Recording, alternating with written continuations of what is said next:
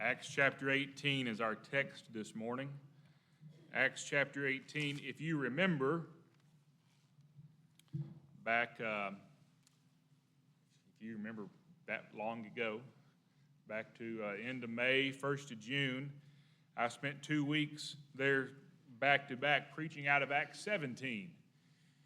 You say, Brother Jeremy, I don't remember what was preached on last week.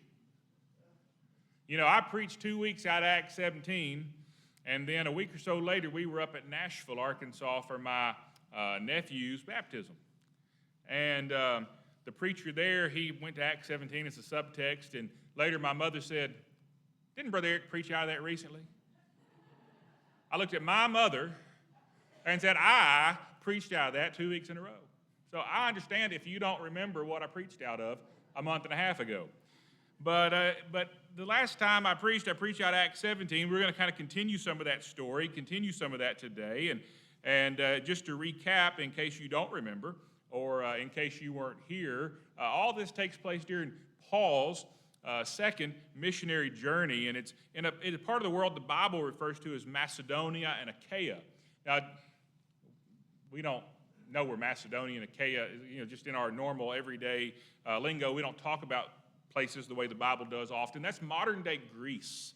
And so if you're looking at the map trying to find out where in the world did this happen, modern-day Greece is where all this happened. And I think it's important to point that out because it reminds us this is a true story. These things really happened. These are real people in a real place. And I think it's important to think about that as we look at the Word of God. But as Paul has traveled through this part of the world preaching the gospel, he's seen a lot of success. We saw that the last time that I preached those 2 weeks.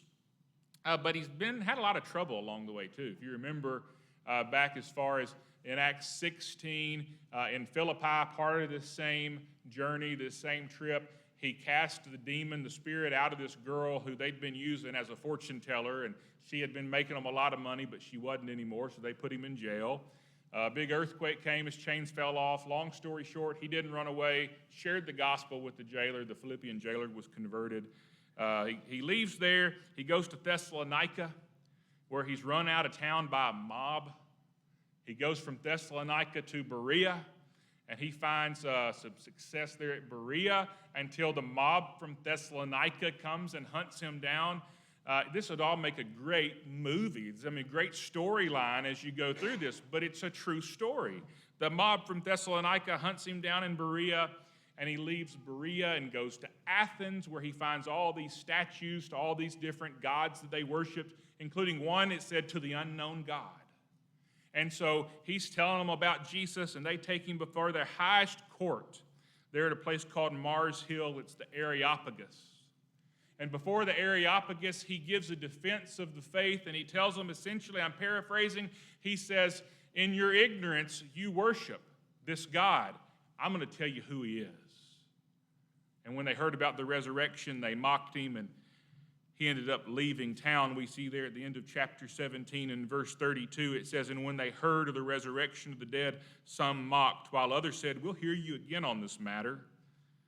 So Paul departed from among them. And that's where we pick up the story. In Acts chapter 18, beginning in verse 1. After these things, after Paul had given his defense at the Areopagus, Paul departed from Athens and went to Corinth. He found a certain Jew named Aquila, born in Pontus, who had recently come from Italy with his wife Priscilla, because Claudius had commanded all the Jews to depart from Rome, and he came to them. So because Paul was of the same trade, he stayed with them and worked, for by occupation they were tent makers. And he reasoned in the synagogue every Sabbath and persuaded both Jews and Greeks. When Silas and Timothy had come from Macedonia, Paul was compelled by the Spirit and testified to the Jews that Jesus is the Christ. But when they opposed him and blasphemed, he shook his garments and said to them, your blood be upon your own heads. I'm clean. From now on, I'll go to the Gentiles. And he departed from there and entered the house of a certain man named Justus, one who worshiped God, whose house was next door to the synagogue. Then Crispus, the ruler of the synagogue, believed on the Lord with all his household, and many of the Corinthians, hearing, believed and were baptized. Now the Lord spoke to Paul in the night by a vision. Do not be afraid, but speak, and do not keep silent, for I am with you, and no one will attack you to hurt you, for I have many people in this city. And Paul continued there a year and 6 months, teaching the word of God. Let's pray together. Father, I do thank you for your word. I thank you for the truth of your word, for the accuracy of your word. And Father, I thank you that there are lessons, even in this text that seems to be just a historical narrative. There are lessons that we can take and we can apply to our church and that we can apply to our lives personally. And Father, I pray that as we look into this text, you would illuminate it, that your Holy Spirit would show us the things you have for us as individuals and collectively as a church. Help us to feel your Spirit. Help us to learn from you now. In Jesus' name, amen. Paul's faced some terrible opposition. We talked about that, the opposition he faced before he got to Corinth. Paul's been, as we say, going through this area of what we call today modern-day Greece. He's been going through that part of the area. He's faced some opposition, and he lands at Corinth. And I'd say Paul finds in Corinth some of the worst opposition he's ever found. And you say, well, I didn't really read that in the text. Verse 6 says, that's back on this page, verse 6 says, but when they opposed him and blasphemed, well, he's been opposed before. The word of God that he preached had been blasphemed before. We don't find here a mob coming after him. We don't find here anybody trying to kill him. That's happened before. We don't find any of that here. As a matter of fact, if we look as far as over as verse 11, we see that he continued there a year and 6 months. He stayed there longer than he stayed anywhere else up to this point on this missionary journey. So why in the world would I tell you that Paul has found some of the greatest opposition that he's found on this entire journey so far? We find it in one word, and it's in verse 1. After these things, Paul departed from Athens and went to Corinth. And you say, I still haven't found it. One word. It's the last word, Corinth. Corinth. What do we know about Corinth? In Paul's day, Corinth had surpassed Athens as the political and economic capital, so to speak, of that area. Nearly all commercial trade moving from northern to southern Greece had to pass right through Corinth. But there's something else. You see, when you're in Corinth and you look up some 1,500 feet above the city on a hill, you see what's called the Acropolis. And there's a part of the Acropolis, there is the temple of Aphrodite, as they would have referred to Aphrodite, the goddess of love. But like our modern society, they had a twisted idea of what love meant. You see, they had some 1,000 priestesses who descended from the temple of Aphrodite every evening down into Corinth and offered their services. To keep this PG, we'll just say they were ladies of the night. And Corinth had become so infiltrated by this practice that by Paul's day, the very term Corinthian had come to be synonymous with prostitution. And that's where God sent him to plant a church. In this most sin-filled, this makes Las Vegas look like Vatican City, okay? This is one of the worst, most sin-filled cities of the entire known world at that time. And that's where God sent Paul to plant a church. But in spite of all the challenges he would have faced from society, he had a lot of success. And we see that in the fact that he was able to stay there 18 months. So now we get around to the main part of the sermon, and we say the whole point of the sermon is what allowed Paul to have such great success? Because you see, our society today, if you just turn on the news for a minute, if you just turn on a sitcom, a modern-day sitcom for a minute, you find out that our society today is just as infiltrated with the same types of sin as Corinth. Sexual sin permeates our society to the point that if you're against it, if we go out in public and we are against it, the society shames us. The leaders of society shame us. So how are we supposed to be successful in sharing the gospel in a society that accepts such immorality? Well, the same way that Paul was able to find success. And I'd submit to you as we walk through this text, we'll find that Paul had such great success because of regular, ordinary people who made themselves available for the gospel ministry. As we walk through this text, we'll see that we'll look specifically at three groups of people in this text that made it possible for Paul's ministry in Corinth to be successful. And as we look at this, I want you to think about two things. I want you to think about, first, the fact that we do live in a society as sick as Corinth, and that every person in this room, without exception, every person in this room can find themselves in one of these three groups of people to help spread the gospel in our community. Who are these people? Well, the first people we come across here in Acts chapter 18, in verse 2, we find a husband and wife team. And he found a certain Jew named Aquila, born in Pontus, who had recently come from Italy with his wife Priscilla. Now, we don't know a whole lot about Aquila and Priscilla. There's a lot we don't know about them. There are some things we do know. We know here from the text that Aquila is a Jew. He's from Jewish descent. It doesn't specifically say that Priscilla was of Jewish descent. She could have been a Roman that Aquila married, but we do know that he's of Jewish descent. We know that they'd recently moved to Corinth from Rome, because the Emperor Claudius kicked all the Jews out of Rome. Why would he do that? Well, historians tell us that around that time there was a lot of fighting going on that included the Jews. And they were fighting over, as the historians say, Christus, which would be Christ. And so you have Jews who've accepted Jesus and Jews who reject that Jesus was the Messiah, and they're constantly fighting, and Claudius said, y'all get out of here. And so he kicked all the Jews out of Italy, and they landed at Corinth. We'll come back to that little detail in just a minute. Historians are divided over whether Aquila and Priscilla, say it 5 times fast, and you see why I have to stop and think about it. Aquila and Priscilla, historians are divided over whether or not they were saved before they met Paul.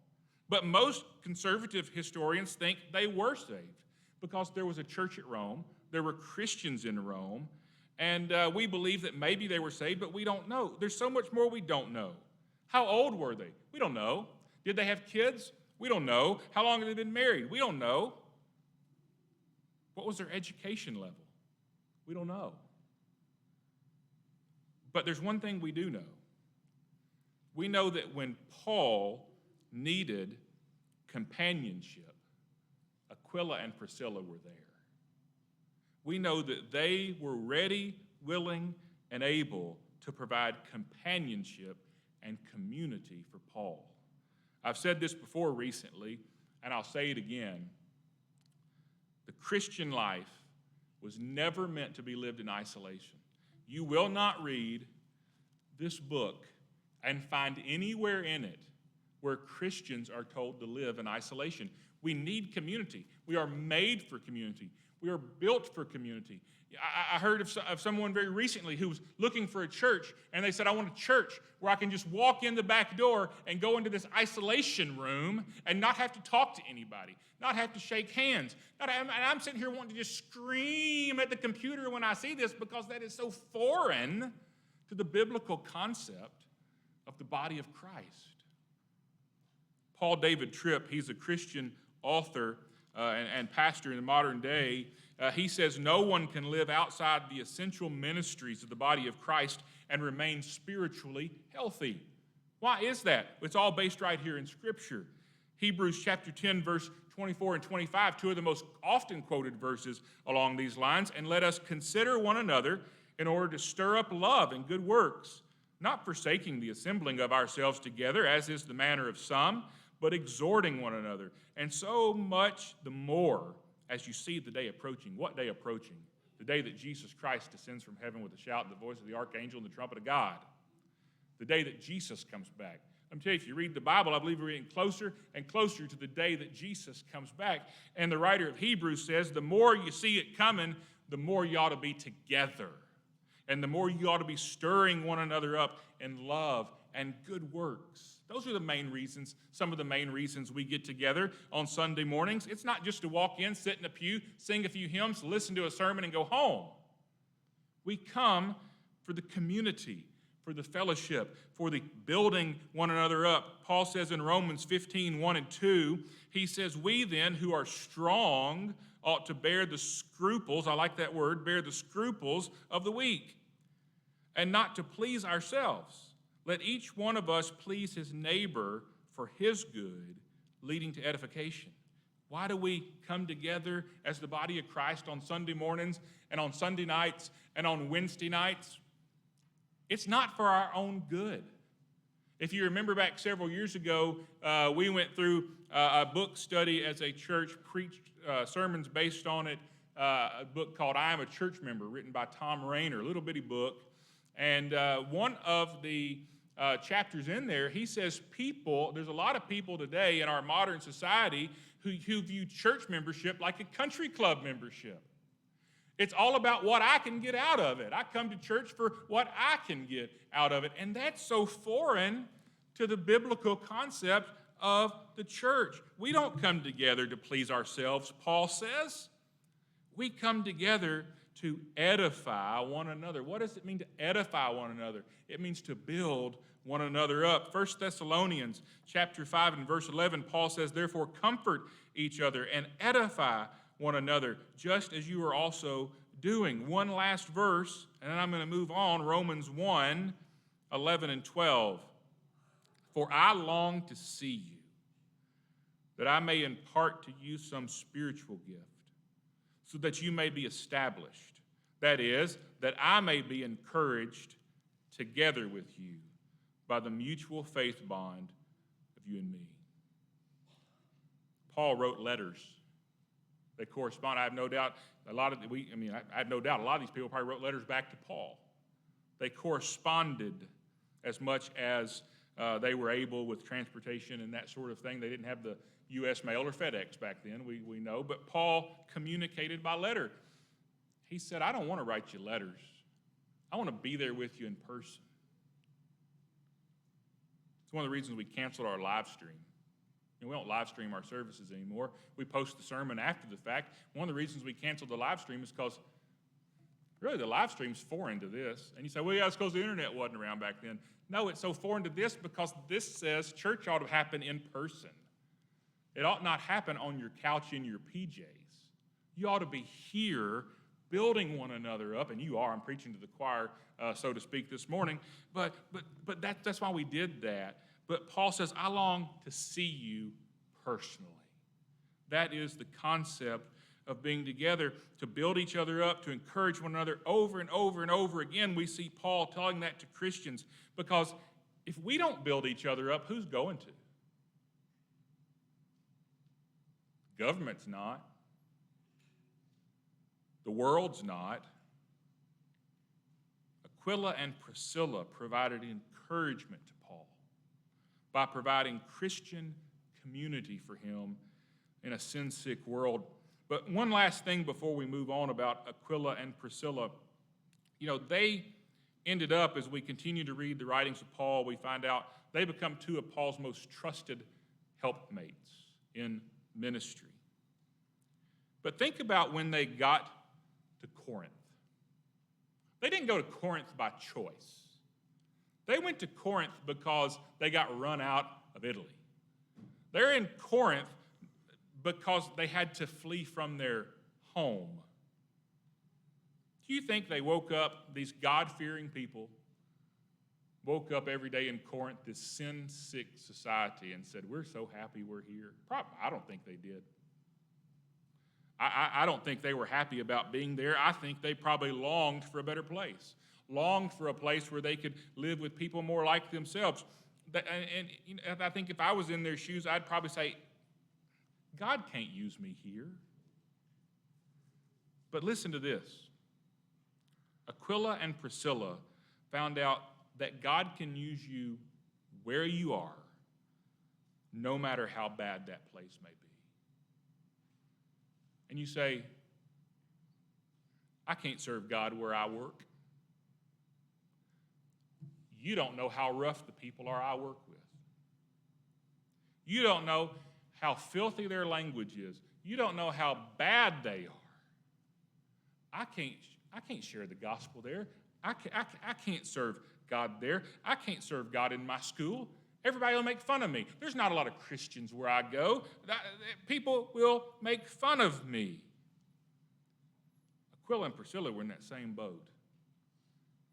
They chose to serve God where they were and let God handle all the details that surrounded it. So you can serve God anywhere. That's his intention. The next person I want us to look at comes down. Let's jump down to verse 4. And Paul reasoned in the synagogue every Sabbath and persuaded both Jews and Greeks. When Silas and Timothy had come from Macedonia, Paul was compelled by the Spirit and testified to the Jews that Jesus is the Christ. But when they opposed him and blasphemed, he shook his garments and said to them, your blood be upon your own heads. I'm clean. From now on, I'll go to the Gentiles. And he departed from there and entered the house of a certain man named Justus, one who worshiped God, whose house was next door to the synagogue. Verse 7, about all we know about Justus. Justus, he worshiped God, and his house was next door to the synagogue. The Greek there that translates next door can literally be translated, his house was connected to the synagogue. It is so next door that it's likely his house may have actually touched the synagogue. That's how close he was. We know less about him than Aquila and Priscilla, so this point won't take long. How did Justus help Paul? Justus made a sacrifice. Justus made a sacrifice. You say, what kind of sacrifice did he make? He sacrificed his home to give Paul a place to preach. They kicked him out of the synagogue. They said, we don't want to hear any of your gospel. So he shook that was a dramatic way the Jews would say, I'm not going to have anything else to do with you. They shake the dust off their garments and off their feet and walk away. And he just went right next door to where he'd be able to interact with some of the same crowds, have access to some of the same people. And we see that because of the fact he was at Justus's house, right next door to the synagogue, verse 8 says, then Crispus, the ruler of the synagogue, believed on the Lord with all his household, and many of the Corinthians believed. They heard, they believed, and they were baptized. There's a lot of things you can do to support a cause and not really attach your name to it too much. You know, sometimes there may be a cause we want to support, but we say, if people find out I support that, they'll crucify me. They'll just absolutely obliterate me. My reputation will be shot. Now, Justus could have said, well, Paul, I really hate that, you got kicked out of the synagogue. Here's a little money. You can't trace cash very easily. Here's a little money for you to go rent a space to preach in. He could have said, well, Paul, I hate you got kicked out of the synagogue, but I'll pray for you. We ought to pray for folks, but I think we tell people we pray for them a lot more often than we actually pray for them. He could have said, I'll lend you a hand, help you move into your new space. He could have done so many things to not be personally, directly involved in the work. But you let a church start meeting in your house and all bets are off. Everybody knows what you believe. Justus made a sacrifice for the cause of Christ. He sacrificed potentially his reputation. He sacrificed his personal privacy. He sacrificed his home, the most intimate space anybody has. But you know, today a lot of folks don't want to make a sacrifice for Jesus. We talked about the country club mentality of a lot of churchgoers in America, the what's in it for me mentality. But then there's also the how little can I do and get by mentality. Justus sacrificed his home. I would submit that he sacrificed everything he had for the furtherance of the gospel. So the question for us, looking at the example of Justus, is what are we willing to sacrifice so that the gospel will be spread in our community? And it segues right into the last group of people. Verse 5. When Silas and Timothy had come from Macedonia, Paul was compelled by the Spirit and testified to the Jews that Jesus is the Christ. The last group of people I want us to consider this morning, from right there in verse 5, is the church at Philippi. And so, wait a minute, you've really lost it now, brother. I don't see the church at Philippi anywhere in verse 5. If you have anything other than a King James Version or a New King James Version, you may have some more words in verse 5 than what's here in the New King James Version. And I don't want to get into that too much, other than to say the New King James Version that I'm reading from is based largely on the King James Version, which was translated before a lot of other manuscripts, including things like the Dead Sea Scrolls and all those, were found. And so newer manuscripts have been found, more words, doesn't change the meaning, gives us more context. Let me read from the Amplified Bible, verse 5. But when Silas and Timothy came down from Macedonia, Paul began devoting himself completely to preaching the word and solemnly testifying to the Jews that Jesus is the Christ. What's he been doing up to this point? He's been having to work during the week. He's been having to work to have the money to live. He's been working alongside Aquila and Priscilla, making tents. But now that Silas and Timothy had come from Macedonia, Paul has the ability to work for the ministry full time. He doesn't have to be bivocational anymore, to use a modern day terminology. What does Paul and Timothy coming from Macedonia have to do with this? Well, we understand the Bible, as Brother Eric likes to say, by reading the Bible. In 2 Corinthians chapter 11, Paul, of course, we know in Acts 18 he's in Corinth. So now, writing to these people at a later date, 2 Corinthians 11, verse 7, he says, "Did I not commit sin in humbling myself that you might be exalted because I preached the gospel of God to you free of charge? I robbed other churches, taking wages from them to minister to you. And when I was present with you and in need, I was a burden to no one. For what I lacked, the brethren who came from Macedonia supplied." Who came from Macedonia? Silas and Timothy. And they brought with them some money. Where'd the money come from?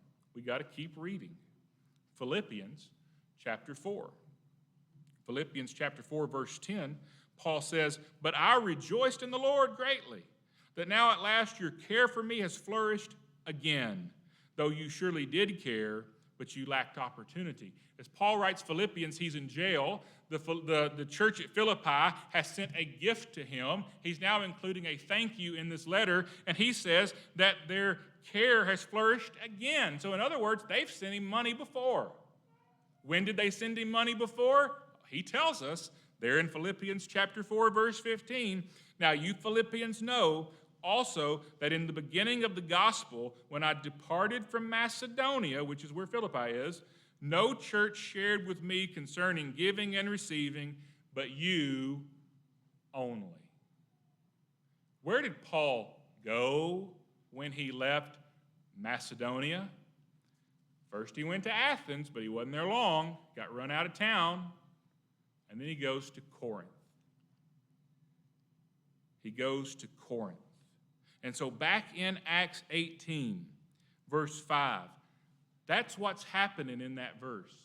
Silas and Timothy are coming from Macedonia. Paul sent them back to Macedonia. Now they're coming back to where Paul is in Corinth. And they brought with them this love offering, this gift.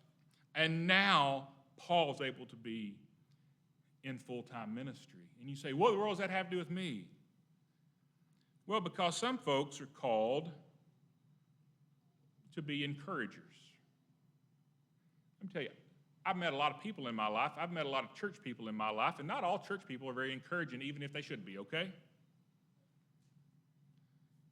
Aquila and Priscilla were encouraging him. Justice sacrificed everything. Some people say, I can't do that. So it brings us to the last group. Some people are just called to write a check. Right? You say, I don't know what my spiritual gift is. Maybe it's your checkbook and an ink pen. I don't know. But that's what these people did.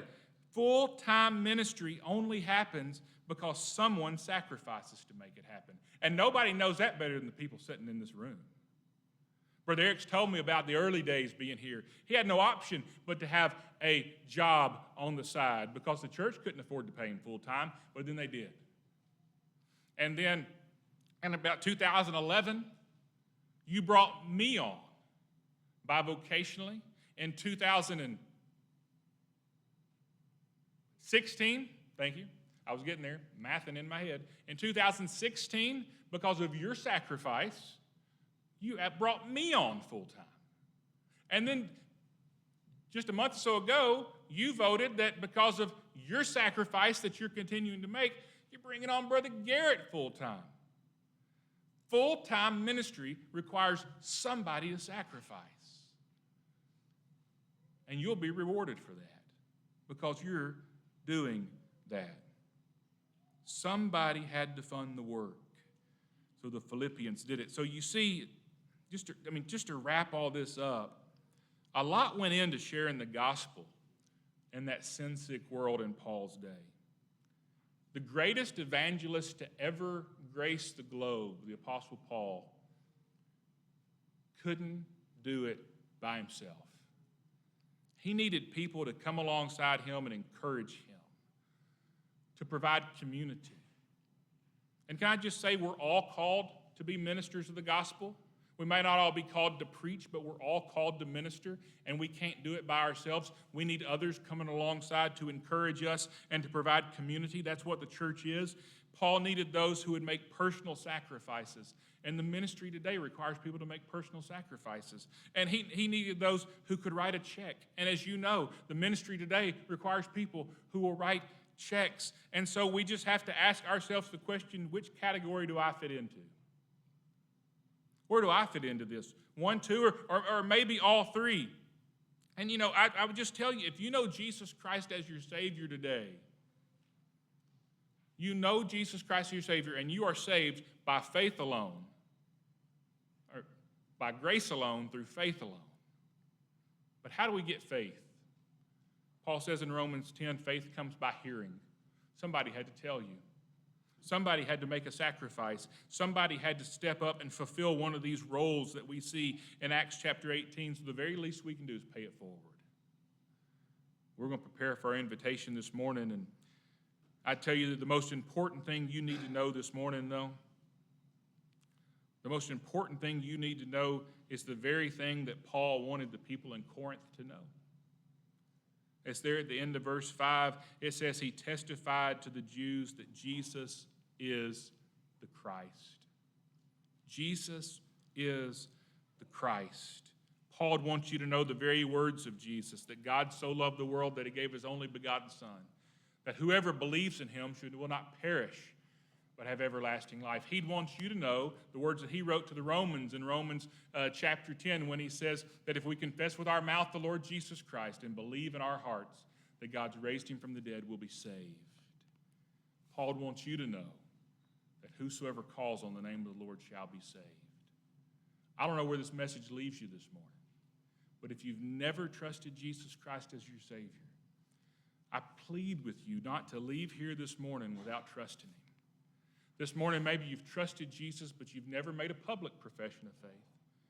Why don't you come this morning and make a public profession of faith? Make that official. Tell everybody, I know Jesus. Whatever the Lord's placed on your heart, let's take care of that as we stand and sing.